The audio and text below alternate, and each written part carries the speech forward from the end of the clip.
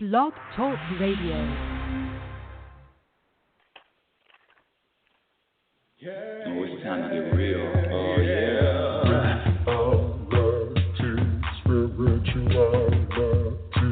It's a new experience.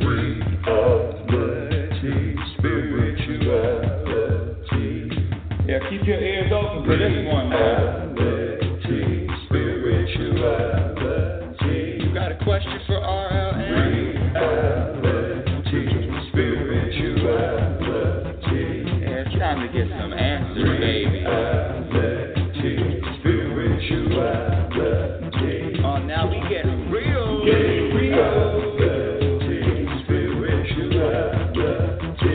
it's time to get down.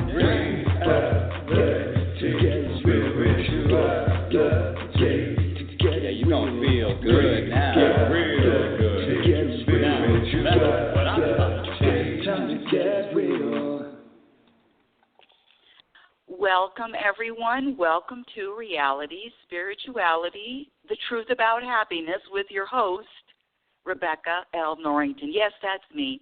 I am the world's only happiness specialist. And what the hell does that mean? That means in every moment, especially when you're conscious, you can choose happiness over any other type of emotion that you might cross your path. That means in every moment you can choose peace or drama. The problem comes from the programming of thinking that, I lost my wallet, so now I'm upset. Oh, the bank account isn't what I want to be, so now I'm, money, relationships, health. It doesn't matter what the topic. This programming that we all received when we were very, very young, is real, folks. And it is the programming that keeps you miserable. Not life's events, not circumstances. It is the programming, it is the judgments of what you are experiencing. The judgments is what keeps you miserable. The judgments. So I know I start off really with a bang here. Let me just introduce myself to my new listeners. When I was younger, I wanted two things. I wanted to live to my potential, whatever that was. I didn't even have anything specific. I said, live to my potential, and I wanted to be happy. And this wanting to be happy has taken me to a journey right now. I'm in my early 60s. What am I, 63 now? Oh, Jesus. Oh, saying that out loud gets caught in my throat. But there you go. There you go with the programming of a judgment about a certain number, of a judgment. And I'm telling you, every day offers me challenges, every day offers me experiences so that I will get to another level of peace. And let me give you my definition of happiness. My definition of happiness is to be at peace, to feel content, to feel relaxed, to feel balanced, regardless of what is happening in my life, regardless of what is happening in the world, regardless of health issues, is to have a vibration, have an energy of peace. And we are vibrational beings. We are energy. So you can feel the difference. Some people, label it stress or label it anxiety or label it sadness. Whatever those labels, you can feel the difference in your body. You can feel when your body is tense, and you can feel when your body is relaxed. And my definition of happiness is to have that feeling of contentment, of peace, of relaxation, regardless of what is happening in the world, in my life. I know I said it twice. I know I gave that definition twice. But sometimes twice is what you need to hear. Scratch that. not sometimes is what you need to hear, sometimes hearing it over and over again. I remember hearing some things from teachers, and I never did get it. Years later, like one of my very close friends, he used to say, rejoice quickly and recover quickly. You know, during life, as you're navigating through this life, as you are experiencing life, rejoice quickly and recover quickly. That means in every moment you are present. Something great happens. I'm going to label it great. Okay, it happened. Next moment. Something that, is more of a challenge. Recover quickly and rejoice quickly. That keeps you in the present moment, and that also keeps you from judging or staying in that moment. This life is more than a notion. It is an experience.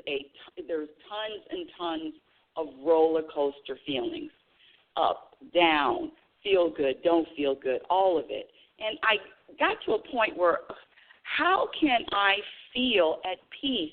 How can I navigate calmly and peacefully through all of it? I was really tired of going up and going down and feeling good and feeling bad and up and down and up and down. Is there another way to live? And I'm here to share with you that there is. But that other way to live takes time and takes commitment and takes practice. Regardless of who you are out there, regardless of who you are, there are things that you do so well. I don't care if it's setting a table, if it's making a special dish, if it's knowing how to drive, if it's knowing how to draw, if it's gardening. There are skills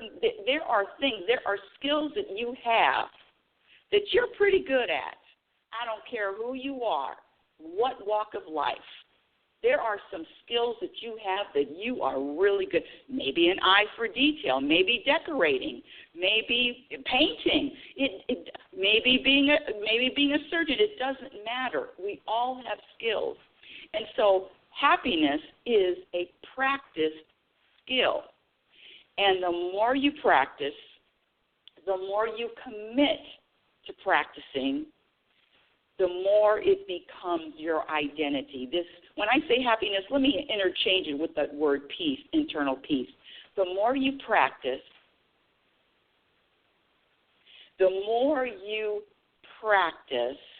and you commit. Now, when I say commit, I'm talking about a real commitment. I'm not talking about, sometimes. But you know what? Let me scratch that. You can even decide to commit sometimes. Because some peace, some happiness, extending that feeling, that vibration, feels better than none. So you can even commit. You can even be a sometime commit person. You can even commit to this sometime. But the reason why I say I'm a happiness specialist is because this thing about feeling at peace and feeling this and having this vibration and emitting this vibration of peace and contentment is an ongoing commitment. It is so. I am so committed. It is just like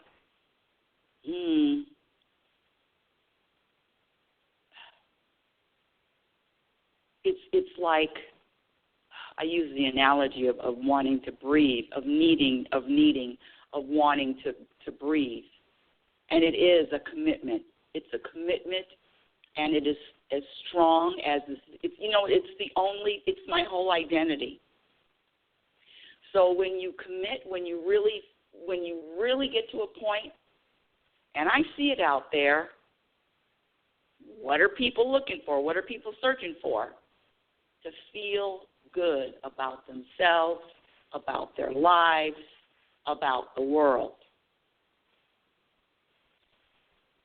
the topic today, I have a list of things that subtract, and this is very simple. There's a formula to happiness, and there are things that subtract from happiness. There are behaviors that subtract from happiness, and there are behaviors that add to your happiness, that add to your peace, that add to your contentment. And so there's a list of things that subtracts, and when you figure it out and when you know what subtracts from happiness, then you practice not behaving that way, or you practice eliminating those behaviors. Let me just give a quick list. There's a lot of them, but today, I just added this topic to today's list. But you know what? It actually goes with living in the past. So today's topic is eliminating the shoulds of life and the regrets of life. But let me go back to just to get a piece of paper and a pencil or a pen really quick, because I'm going to list all of the things, a lot of things that subtracts from happiness. And you can choose anything on this list and choose to practice eliminating anything on this list. Here we go. This is what subtracts from happiness. Blaming anyone or anything for the way you feel. Comparing yourself to others. Noticing what someone else is doing. Talking about what someone else is doing. Thinking anything is serious. Thinking anything is important. Wanting someone else to think what you think is important. I'm throwing this out there to you recyclers out there, to you, to all you people with causes. Trust me, I used to have a lot of causes. I had to eliminate my causes because having a cause, I'm sorry, I know this is going to rub a few people the wrong way and it's going to push a few buttons. But remember, if you have buttons that are pushed, it's your responsibility to eliminate your buttons. It's not your responsibility to tell someone else, well, you can, tell someone else, you need to change this so I can feel better. How has that been working for you? So I'm sorry, but having any kind of cause, having a cause and being serious about this cause, from recycling to clean air to global warming to animal rights. Now, I'm not saying that you don't engage in whatever cause you want to engage in. That's not my point. My point is wanting someone else to think what you think is important is important. So you can go and recycle and march for animal rights and global warming and I can't even think of the other causes. What's some other causes? I don't know. All those causes, but when you want to tell someone else that they, here we go, should be doing something about it, just like they should think this is important, just like you think is important, you're going to be subtracting from your peace. You're going to be subtracting from your happiness. My son was visiting me over the Christmas, New Year's. He actually was here for a couple of weeks. And he's a big recycler. Woo-wee! And I actually used to be a recycler too, but he's a big one. And he finally asked me, he says, Mom, why don't you recycle? What is it? Why don't you do it? Because people with causes usually want you to, I may be wrong with this, but not really. People with causes usually want you to jump on the bandwagon. They want you to think that's important too. So he asked me why, and I said, for two reasons. I actually had to think about it. I said, why? I said, because I don't think, listen, send me emails, send me letters. I don't think me recycling anything is going to do any good. And number two, I said, I don't want to spend my time recycling. Now, these are my thoughts. This is my belief. This is is me. And if you are bothered by anything that I said,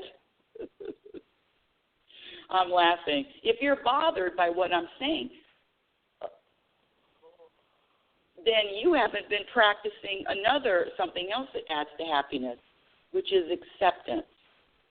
Acceptance of everyone and everything. That practice of acceptance is not easy, folks. Trust me. And I'm going to throw this out because, being open and accepting others is really a challenge. But the only way you can accept and being open with others is when you accept yourself. It's a boomerang effect. This always comes back to the person in the mirror. And I'm here to tell you that I know who I was in my 20s, in my 30s, in my 40s. I know who I was in my 50s. I'm telling you, I didn't accept anything anybody was doing. And today, if you listen to the show, you know I'm a Cardi B fan. I mean, I like her. I like her music. I don't necessarily scratch that. I've accepted all the other things about her, but I like her story. Let me say that. I like her story. And this young woman, 26 years old, has now got a residency in Las Vegas, meaning that she's going to be singing or booked at a hotel in Las Vegas. I'm bringing all this up to say that when I was in my 20s, when I was in my 30s, there was no way that a person with a background of Cardi B could have a residence in a hotel in Las Vegas. Back in the day, it's just like all of the things that are quote unquote acceptable now. Now I had to look at that and think about it and say, wow, does that bother me? And the answer is not anymore. But this judgment about other people and what they're doing and their background is whatever the background is, this acceptance is huge. But part of accepting everybody and the way life is and the way the world works and the way the world is and the way the country is and the way people are in the country, this acceptance is big. And when you don't accept others, it just means you are not accepting self. I got off track, didn't I? Let me add more to some of the behaviors that subtract from happiness. Sharing bad news, all expectations. Every single time you have an expectation, you're subtracting from your happiness. Giving power to words, attachments, living in the past, living in the future. So our topic today is having regrets and thinking there are some things that you should do. I don't know about you, but I was brought up in a house where shoulds was our mantra, from what you should do, keeping your room clean, to your chores, to your schoolwork. I should bring home A's. Oh, yes, it was brutal. If I brought home a B, it should have been an A. Why wasn't it an A? So I'm here to tell you that I am the queen, I am the queen of knowing that vibration of should. I grew up my whole life thinking there was something I should be doing. There was always a list of shoulds. I'm asking you, what about you? Is there anything that you should be doing? Oh, should even from the meals, even from the diet, even from the drinking water, even from the exercising. I mean, the yoga, all of it. There are things that I should be doing. How about you? Have you experienced that? Can you relate to that? Hello? Anybody there? Oh, let me give you the number to call in. The call-in number is area code 646-564-9619. Again, area code 646-564-9619. And just click the number 1 if you want to talk to me. I have a lot of people in the queue. You know, it's so interesting how people just stay in the queue, but they like to listen. But anyway, doesn't matter. I accept that too. So there's a whole list of shoulds, and I'm telling you, I've told the story years ago where, I was so indoctrinated to I should do. There was always something that I should do every single day. And I'm going to ask you, my dear audience, how does that feel to you? I'm going to ask you to really, really go deep and ask yourself, what if there was nothing that you should do? Absolutely nothing. How would you feel about that? Close your eyes and think about, there is nothing that I should do. Now, that might take you into a panic mode. That might take you into an anxiety mode. But does that take you into a place? Does that take you to a place where you can drop your shoulders and relax? Getting rid of all of the things that you should do. And I'm using the should in air quotes here. Getting rid of all the things that you should do. Then what happens? Let's replace that word should, that vibration of should, that energy of should. Let's replace that with, I'm doing what I am inspired to do. I'm only doing what I'm inspired to do.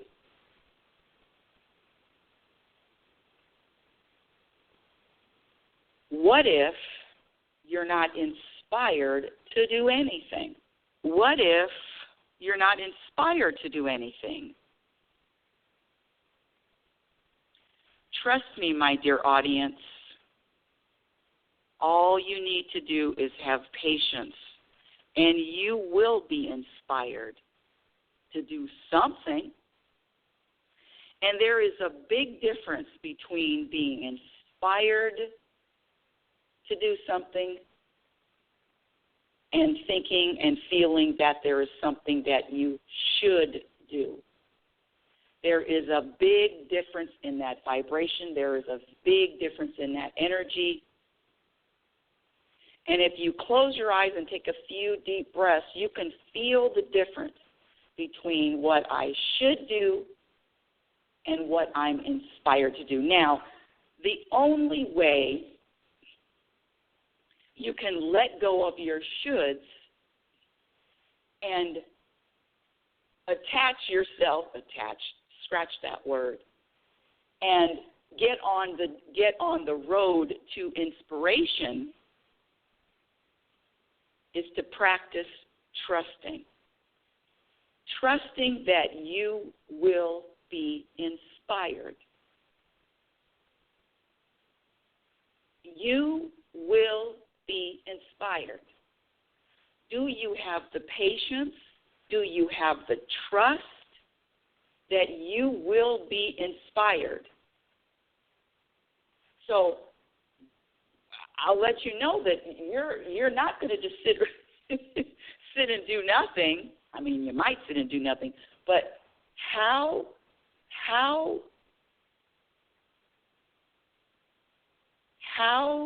well, this is the only way to test trust. Now, scratch that. It's not the only way, but this is one way to practice trust.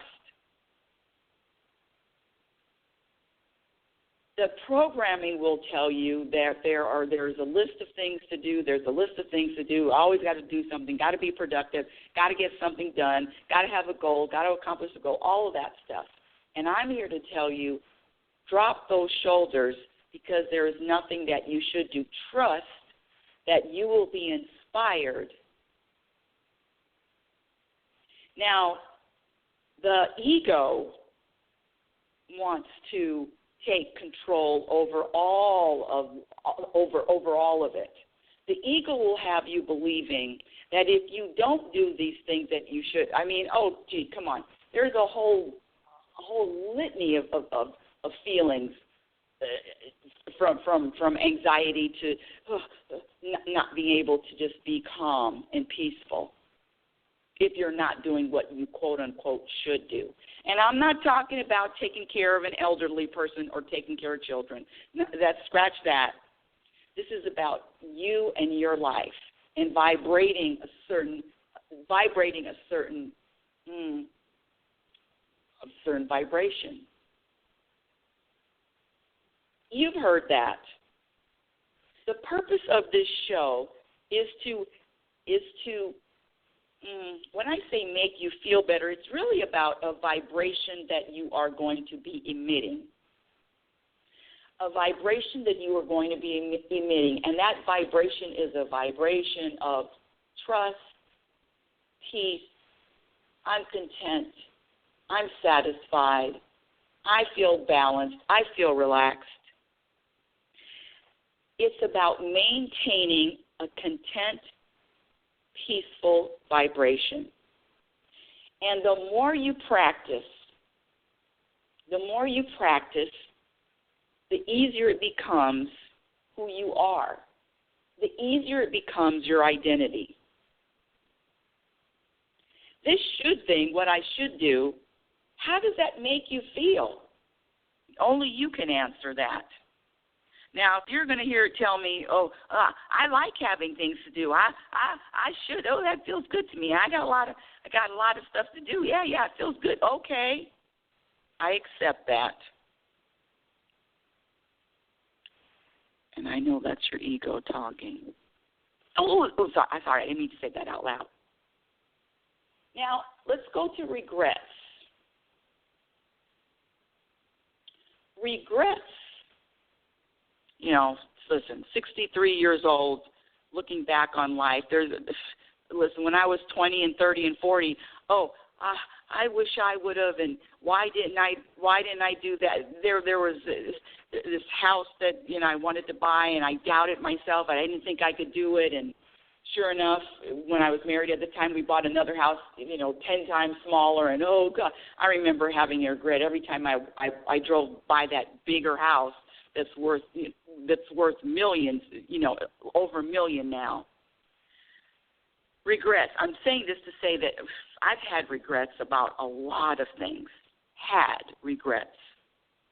But that vibration, that feeling, that programming of regretting anything just means that you're buying into there were mistakes made. There is no such thing as a mistake in this life. There is no such thing as you making a mistake. No such thing. And the way that I can, look out at nature. Look to nature. Are there any mistakes in the solar system, Milky Way, universe, nature, wild, jungle? Are there any mistakes? Absolutely not. There is no such thing as it, but we were programmed to believe, I made a mistake. Every experience, every circumstance, every decision, there is a deeper, bigger purpose to it. So you can let go of that having regrets. You can let go of that thinking that you made a mistake. There is no such thing. that house that I thought, oh, gee, that house, oh my goodness. It was on, what was it called? Old Ranch Road. I still remember the name of the street. Old Ranch Road in Arcadia, California. Oh, house, that should have been the house. No. There's absolutely no mistakes made ever. How would you feel? Scratch that. How would you vibrate feeling there are no mistakes ever made, including when you're talking to someone, or maybe you've said something, oh, I wish I wouldn't have said that. I wish I didn't. Oh, I shouldn't have said that. There we go again, should. No. If you say anything to anyone in a way, whatever you say, they needed to hear it and you needed to say it. For a bigger purpose, for a bigger reason. That I'm telling you, I can't wrap my little pea brain around it. They needed to hear it, and you needed to say it. So this constant going over and over and over again, mistakes, regrets, no, let it go. Now, I'm just going to give you a heads up. Because that's telling somebody else that you needed to say it and you needed to hear it, that's not going to be a very peaceful solution. But I'm letting you know that whatever you do, whatever you say, there is nothing that you say or do that's going to be a mistake. I know that's a hard one to swallow. I know. But believe me, I've done all the work. I've done all the heavy lifting. There is no such thing as a mistake. We were programmed to believe it. Oh, but what about making a mistake on your taxes? Making a mistake.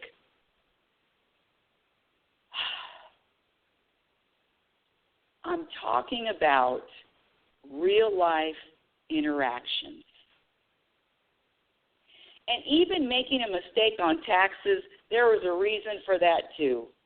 Because whatever happens after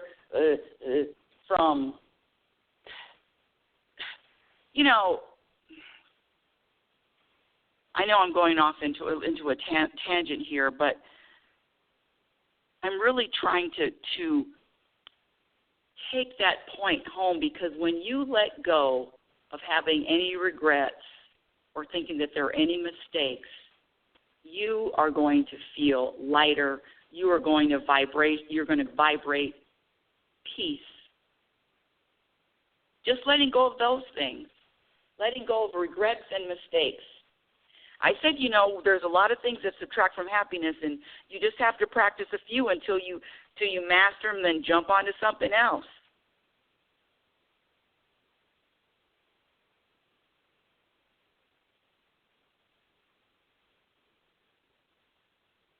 The vibration, your vibration,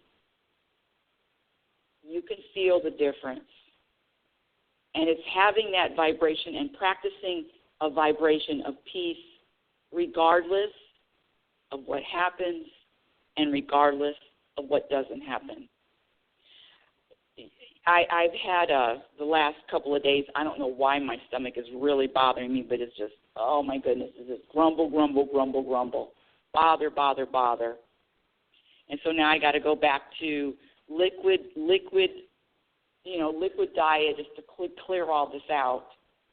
And yesterday I literally didn't do anything. But if I didn't do anything 10 years ago, 15 years ago, 20 years ago, I'd feel bad about that. Oh, what a waste. That's another thing that subtracts from happiness. Thinking that you're wasting time. Thinking that you're wasting anything, you're wasting time. There's no such thing as wasting time. No such thing as wasting time. That is a man-made concept. That is a man-made programming. There is no such thing. So what this show shares is the program and how to eliminate the program, to discover, to feel, to live peaceful, content, happy, balanced, relaxed, satisfied. How does that sound, my dear audience? Let me just read off a couple of things that are also subtract from happiness, and then I'll end the show. Giving power to words, having attachments, living in the past, living in the future, all judgments, having preferences, resisting what is, trying to control anything or anyone outside of yourself, complaining about something you have no control over, being embarrassed. You know what being embarrassed means? That just means you care about what other people think. There's no peace, no happiness when you care about what somebody else thinks. Taking anything personally, worrying. I was one of the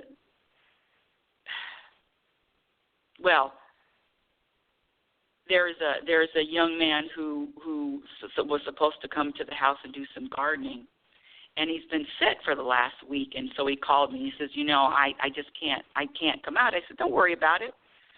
Gardening can wait. Who cares? Gardening can wait. Well, I just worry about losing customers. I said, worrying means a lack of trust.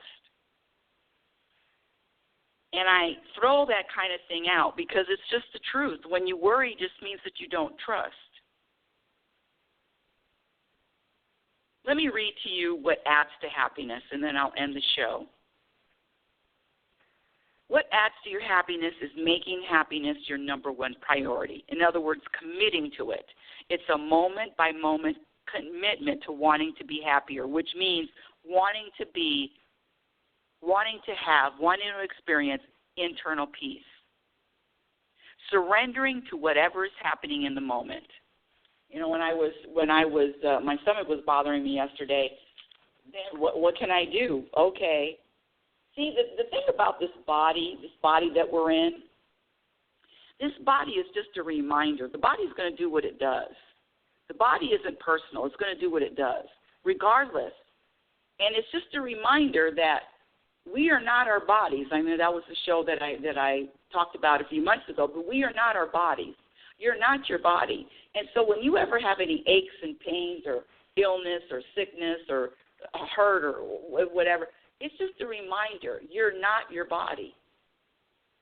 And when you really practice that, these moments of, quote unquote, not feeling good are easy to experience. Something else that adds to happiness is humbling the ego, recognizing the voice of the ego, and getting a crowbar and banging at the ego right at the knees, crippling the ego. Being yourself. The more you are yourself, meaning, I'm a big football fan, and I was watching this video about Tom Brady. Sorry, but I love the Patriots. And Tom Brady was saying that he can only be himself on the football field. He said he can only be himself, and he can only express himself. He can yell. He can get frustrated. He can only be himself on the football field. Can you imagine? So that means when you're around other people, when you're around your family, when you're around your wife, your whoever it is, you can't be yourself. The only reason why people can't be themselves around other people is because of lack of acceptance from the other person. The interesting thing is when you really feel, this is who I am, this is me, and you don't care if anybody else accepts it, then you are free. When you can be yourself, you have found freedom. There is nothing more important than being able to be free to be yourself. Free to be yourself. And there we go, acceptance. Adding to happiness is acceptance. Acceptance of all. living consciously. That means that you're not a robot. You're not responding like a robot just because something happens. Now you're going to have to find your program response. Living consciously means that you choose your responses. This is a hard one. This next one is a hard one. Being okay with uncertainty. Ooh, that ego wants to have control. That ego wants to know what's going to happen. That ego wants to know the future. That ego wants to have a plan. That ego wants to... Being okay with uncertainty. Allowing, trusting, letting go, choosing your perspective, choosing your focus, staying out of everybody else's business, practicing behaviors that add to happiness, and eliminating behaviors that subtract from happiness in every waking moment. Those are some of the things that add to your happiness. Again, happiness is a practice skill like any other skill. The more you practice, the easier it gets. Scratch that. Scratch the easier it gets. The more you practice, the more it becomes your identity. The more you practice peace, the more you practice choosing peace, the more peace becomes your identity. So when you're out there in the world of storms, and you're out there in the middle of a typhoon, you're out there in the middle of a tornado or a hurricane, you are peace.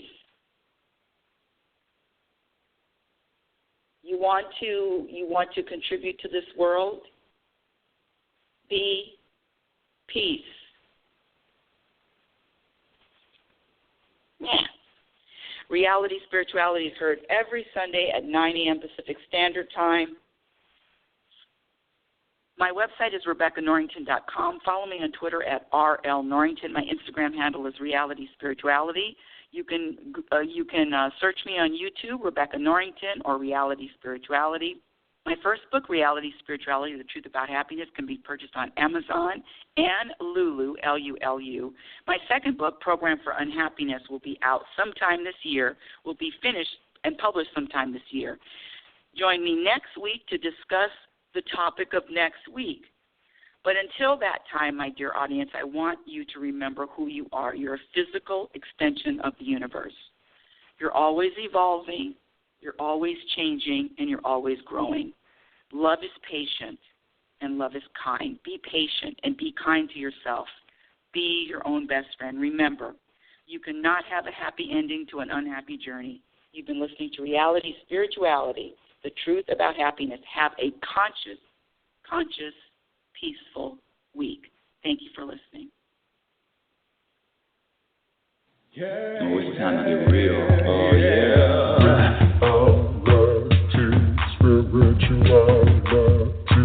It's a new experience. Reality Spirituality. Yeah, keep your ears open for this one now. Reality Spirituality. You got a question for RLN? Reality Spirituality. Yeah, it's time to get some answers, baby.